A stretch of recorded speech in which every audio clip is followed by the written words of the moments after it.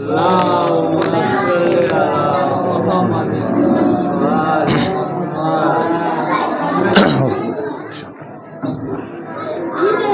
الفاتحہ۔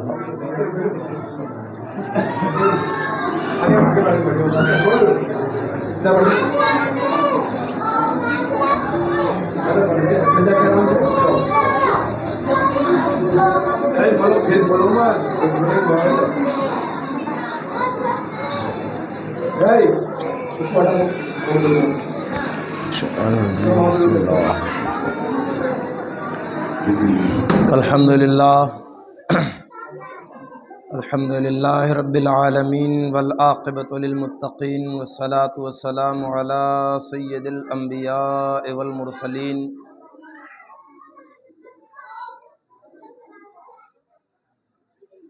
صاحب کعبہ قوسین محبوب رب المشرقین والمغربین جد الحسن والحسین مولانا و مولا الثقلین بالقاسم محمد صلی اللہ تعالی علیہ وسلم ابن عبداللہ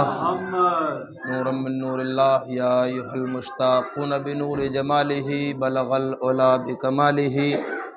کشف الدجا بجمالہ صلو علیہ وآلہ وسلموا تسلیما کثیرا کثیرا۔ صدق اللہ العلی العظیم۔ اما بعد، اعوذ باللہ من الشیطان الرجیم، بسم اللہ الرحمن الرحیم۔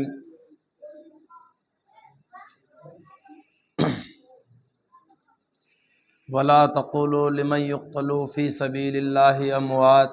بل احیاء ولكن لا تشعرون۔ صدق اللہ العلی العظیم وصدق رسولہ النبی الامین المتین المبین الکریم۔ باوز بلند صلوات پڑھیں۔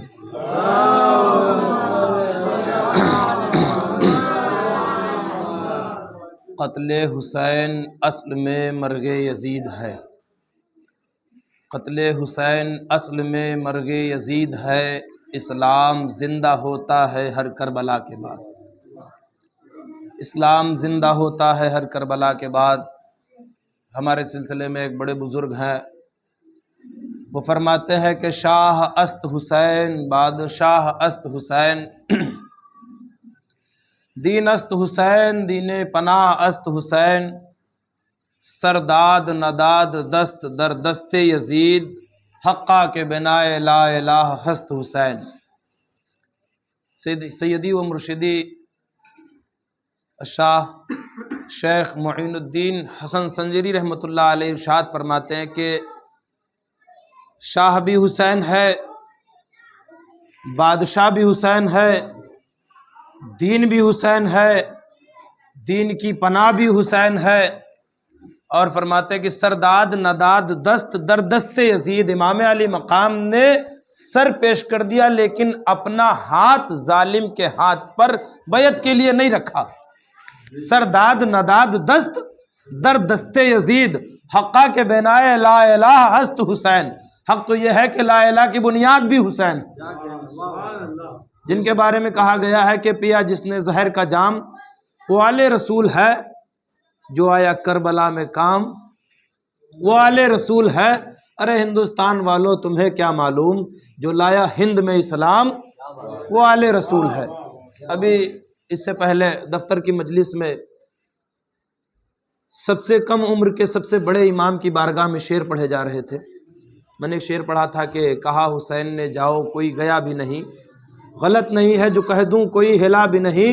اور علی کی بیٹی نے خطبوں سے وہ جہاد کیا، کوئی بچا بھی نہیں اور کوئی مرا بھی نہیں۔ اسی میں شعر ہے کہ میں شرح تبسم اصغر لکھوں تو کیسے لکھوں، میں شرح تبسم اصغر لکھوں تو کیسے لکھوں، لغت میں اس کے تبسم کا ترجمہ ہی نہیں۔ میں شرح تبسم اصغر لکھوں تو کیسے لکھوں، لغت میں اس کے تبسم کا ترجمہ ہی نہیں۔ اور ایک شعر ہے کہ اسے نصیب ہے آگوش شاہ کا منبر، بہت بڑا شعر ہے یہ، اسے نصیب ہے آگوش شاہ کا منبر، عجب خطیب ہے اصغر جو بولتا ہی نہیں، اسے نصیب ہے آگوش شاہ کا منبر، عجب خطیب ہے اصغر جو بولتا ہی نہیں۔ ہوں میں اب دار و رسن کے درمیاں اچھی طرح، سیکھ لی ہے میں نے میسم کی زباں، ہوں میں اب دار و رسن کے درمیاں اچھی طرح، سیکھ لی ہے میں نے میسم کی زباں اچھی طرح، تب کہیں جا کر کمیل و بوذر و سلمہ بنے، عشق حیدر لے چکا جب امتحان اچھی طرح، عشق حیدر لے چکا جب امتحان اچھی طرح، اور ہو چکی تعمیر کعبے کی تو خالق نے کہا، بہت بڑا شعر ہے سنیے گا، کہ ہو چکی تعمیر کعبے کی تو خالق نے کہا، ہو چکی تعمیر کعبے کی تو خالق نے کہا، یا علی خود دیکھ لیجئے اپنا مقام، ہو چکی تعمیر کعبے کی تو خالق نے کہا، ہو چکی تعمیر کعبے کی تو خالق نے کہا، دیکھ لیجئے یا علی اپنا مقام اچھی طرح، اور میرے بارے میں تھا لحد کو یہ حکم بوطرا، میرے بارے میں لحد کو تھا یہ حکم بوطرا، میرے بارے میں میری قبر کو جناب مولا علی کا حکم ہے کہ جتنے امام علی مقام کے چاہنے والے ہیں، جتنے اہل بیت اطہار کے چاہنے والے ہیں، جتنے پنجتن پاک سے محبت کرنے والے ہیں، ان کے بارے میں یہ حکم ہے کہ میرے بارے میں لحد کو تھا یہ حکم بوطراب، حشر تک رکھنا اسے یہاں محفوظ اچھی طرح، میرے بارے میں لحد کو تھا یہ حکم بوطراب، روز محشر تک اسے رکھنا یہاں، روز محشر تک اسے رکھنا یہاں اچھی طرح، اور تیر کھا کر مسکرا کر یہ ثابت کر دیا، حکم شاہ کو جانتا تھا بے زباں، حکم شاہ کو جانتا تھا بے زباں اچھی طرح۔ حضرات محترم، میں نے ابھی خطبہ مسنونہ کے بعد قرآن پاک کی ایک آیت تلاوت کی ہے۔ رب کعبہ ارشاد فرماتا ہے، جو لوگ اللہ کی راہ میں فی سبیل اللہ قتل کر دیے جائیں انہیں مردہ نہ کہو، بلکہ وہ لوگ زندہ ہیں، وَلَٰكِن لَا تَشْعُرُونَ، اور تم ان کی زندگیوں کو سمجھ نہیں سکتے، حالانکہ تم کو شعور نہیں ہے، تم نہیں سمجھ سکتے ہو کہ وہ کیسے زندہ ہیں، وَلَٰكِن لَا تَشْعُرُونَ۔ دوسری جگہ 5ویں پارے میں رب تبارک و تعالیٰ نے ارشاد فرمایا، وَلَا تَحْسَبَنَّ الَّذِينَ قُتِلُوا فِي سَبِيلِ اللَّهِ، اور وہ لوگ جو اللہ کی راہ میں مار دیے جائیں، اللہ کی راہ میں قتل کر دیے جائیں، اللہ کے محبوب کے دین کی سربلندی کے لیے قتل کیے جائیں، انہیں مردہ کہنا تو الگ بات ہے، گمان بھی نہ کرو۔ میں جو بتانا چاہتا ہوں انشاءاللہ تبارک و تعالیٰ ابھی آپ لوگ وہاں تک پہنچیں گے کہ قرآن پاک میں فرما رہا ہے کہ جو لوگ اللہ کی راہ میں قتل کیے جائیں انہیں مردہ نہ کہو، بلکہ وہ زندہ ہیں، وَلَٰكِن لَا تَشْعُرُونَ، حالانکہ تم ان کی زندگیوں کو سمجھ نہیں سکتے ہو۔ دوسری جگہ پروردگار عالم ارشاد فرماتا ہے کہ جو لوگ اللہ کی راہ میں قتل کیے جائیں انہیں مردہ گمان بھی نہ کرو، خیال میں بھی نہ لاؤ، فی سبیل اللہ اموات عند ربہم یرزقون، اور ان کو ان کے رب کے نزدیک رزق دیا جاتا ہے۔ اب دیکھیے، جو اللہ کی راہ میں قتل کیا جائے اسے شہید کہا جاتا ہے، مردہ نہیں کہہ سکتے آپ، اور شہید نبی کے مقابلے میں ادنا ہے، نبی اعلیٰ ہے، شہید نبی کے مقابلے میں ادنا ہے اور نبی اعلیٰ ہے۔ تو پتہ یہ چلا کہ جب قرآن پاک میں واضح طور پر علل اعلان رب تبارک و تعالیٰ نے ارشاد فرمایا ہے کہ تم ادنا کو مردہ نہ کہو، تو تمہاری کیا اوقات ہے کہ تم اعلیٰ کو کہتے ہو؟ بعض لوگ کہتے ہیں کہ معاذ اللہ ثم معاذ اللہ، ہمارے پیغمبر ہمارے آقا مر کے دنیا سے چلے گئے، مٹی میں مل گئے۔ ہمارے اہل سنت کے ایک بزرگ عالم پیلی بھیت کے اجمیر شریف گئے تھے، اجمیر شریف گئے تھے، اور اجمیر شریف میں ایک جنتی دروازہ ہے، اجمیر شریف میں ایک جنتی دروازہ ہے، اور جو حضرات اس دروازے سے نکل جاتے ہیں اس کے بارے میں آیا ہے کہ وہ جنتی کہلاتے ہیں۔ آپ واپس آ رہے تھے، دہلی کے اسٹیشن پر پہنچے تو ایک 2 پیر کا جانور ان کو ملا اور ان سے پوچھا کہ آپ کہاں گئے تھے؟ علامہ حشمت علی خان علیہ رحمہ فرماتے ہیں کہ میں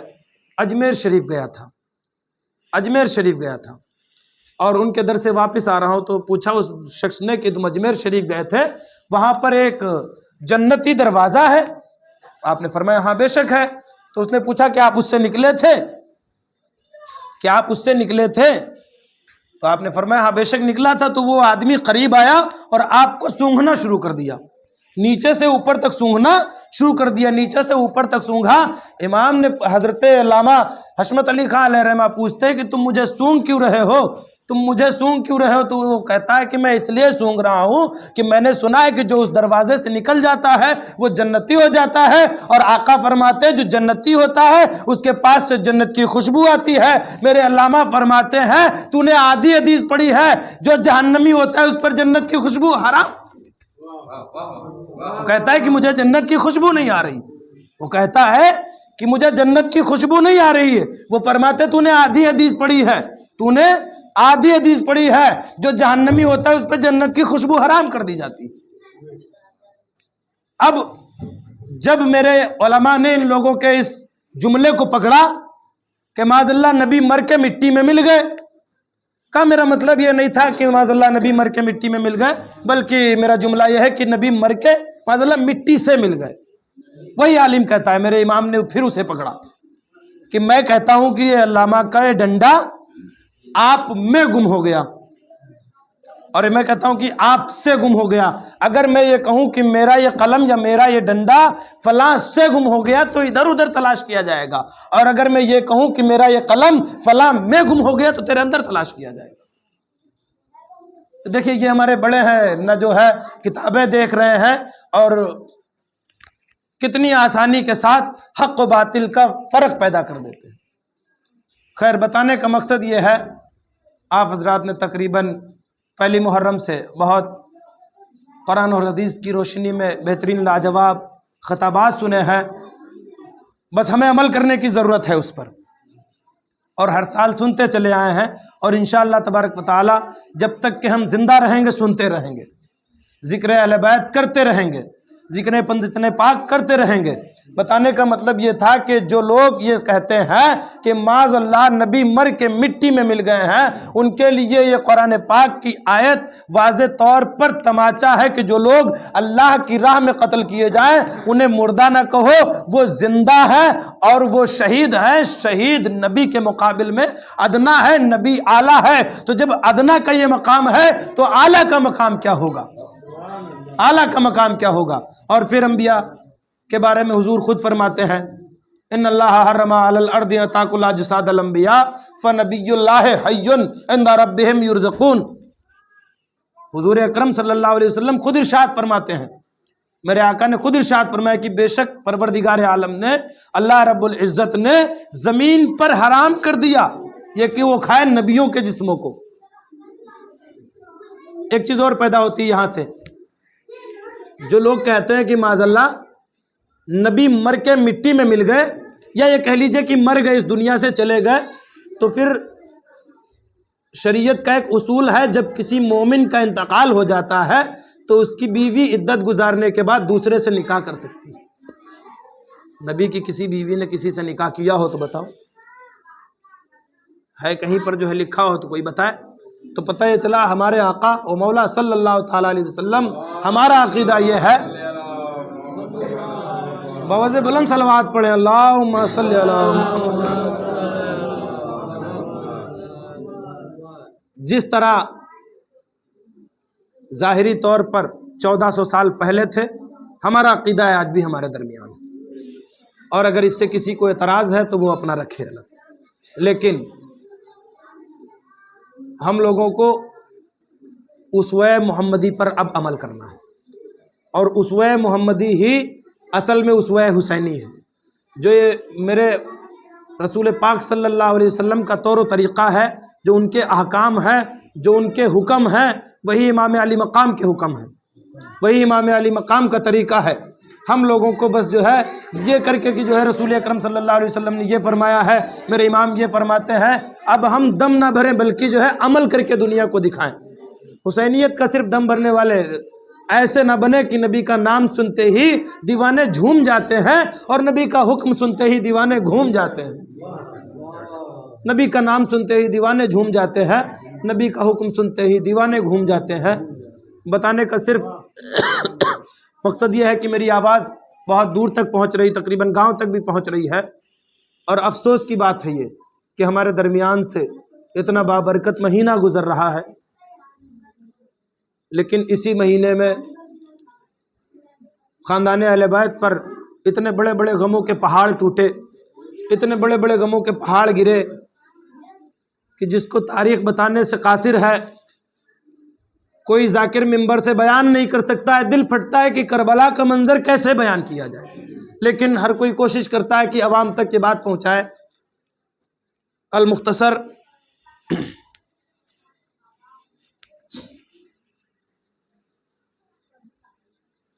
ہم لوگوں کو ہر حال میں کوشش کرنا چاہیے، نہ پورا سال صحیح نوافل نہیں پڑھ سکتے ہیں، مستحب نہیں ادا کر سکتے۔ ابھی میرے بلال بھائی نے بھی جو ہے مجلس میں پڑھا تھا کہ اگر ہم صرف چاہیں کہ جو ہے تہجد پڑھ کر کے ثواب حاصل کر رہے ہیں اور فرض چھوڑتے رہیں تو پھر کوئی مطلب نہیں ہے۔ ہم چاہیں کہ مستحب اعمال کرتے رہیں اور واجبات چھوڑتے رہیں تو پھر کوئی مطلب نہیں ہے۔ نماز ہم پر ہر حال میں واجب ہے، زکوٰۃ ہم پر ہر حال میں واجب ہے، صاحب استطاعت کے لیے حج فرض ہے، یہ ساری چیزیں ہم کو کرنی ہیں۔ اور صرف عبادات سے بھی انسان جنت میں نہیں جائے گا۔ اگر ہم آپ کسی کا دل دکھا رہے ہیں تو پھر امام علی مقام کے ہم ماننے والے نہیں ہیں، امام علی مقام کے ہم چاہنے والے نہیں ہیں۔ اگر آپ ان کے طریقے کو اور ان کے بارے میں پڑھو گے تو انہوں نے اپنے کھانے کو دوسروں کو دے دیا ہے، خود پانی پر افطار کیا ہے۔ ارے وہ تو ایسا خاندان ہے، وہ تو ایسا گھر ہے کہ ان کے گھر میں بھیس بدل بدل کر کے فرشتے آتے ہیں کھانے کے لیے، مجھے دے دیا جائے، مجھے دے دیا جائے۔ میں نے پچھلے سال اسی ممبر سے آپ لوگوں کو اہل بیت علیہ السلام کی جو ہے تمام ساری فضیلتیں بتائیں کہ اہل بیت کون ہیں، اہل بیت کہتے کس کو ہیں، اہل بیت سے محبت کا حکم کس نے دیا ہے اور کیوں دیا ہے۔ خیر برادران اسلام، آج 8 محرم الحرام ہے اور 9 محرم کی شب لگ چکی ہے۔ آج کی تاریخ غازی عباس سے منسوب ہے، لیکن میں کربلا کے 2 ایسے شہزادے ہیں جن کو اون و محمد کہا جاتا ہے۔ وہ ایسے شہزادے جعفر طیار کے پوتے، علی کے نواسے،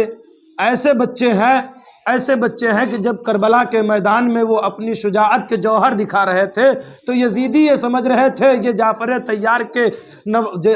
طیار کے پوتے نہیں، علی کے نواسے نہیں، بلکہ خود علی میدان میں اتر آئے۔ جناب حضرت وہاب